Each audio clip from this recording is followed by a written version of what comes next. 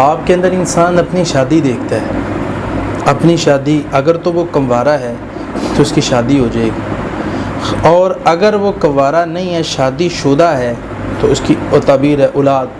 بعض لوگ اس کی تعبیر ڈیتھ بھی دیتے ہیں، لیکن ہم نہیں اس کی تعبیر ڈیتھ دیتے، ہم یہ کہتے ہیں شادی ہونا برا کام نہیں ہے، شادی ہونا اچھا کام ہے، کیونکہ رسول اللہ صلی اللہ علیہ وسلم نے فرمایا النکاح سنتی، نکاح کرنا میری سنت ہے۔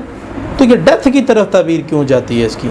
النکاح سنتی، سنت پہ عمل کیا تو بندہ مر جاتا ہے، سنت پہ عمل کرنا تو بندہ زندہ ہوتا ہے۔ النکاح سنتی فمن رغب عن سنتی فلیس منی، تو جو سنت سے منہ پھیرے وہ ہم میں سے نہیں ہے۔ تو اس لیے جو بندہ خواب میں شادی دیکھتا ہے، اللہ تعالیٰ اس کو اولاد دے گا، اس کی اپنی شادی ہو جائے گی، اللہ اس کو مال دے گا، اللہ اس کو دولت دے گا، خزانہ دے گا، آنے والا وقت اچھا کر دے گا، مستقبل بہتر کر دے گا، اس کی اولاد کی شادیاں کروا دے گا، اللہ تعالیٰ اس کو آئے دن اس کے بہتر کر دے گا۔ یہ اس کی تعبیر ہے۔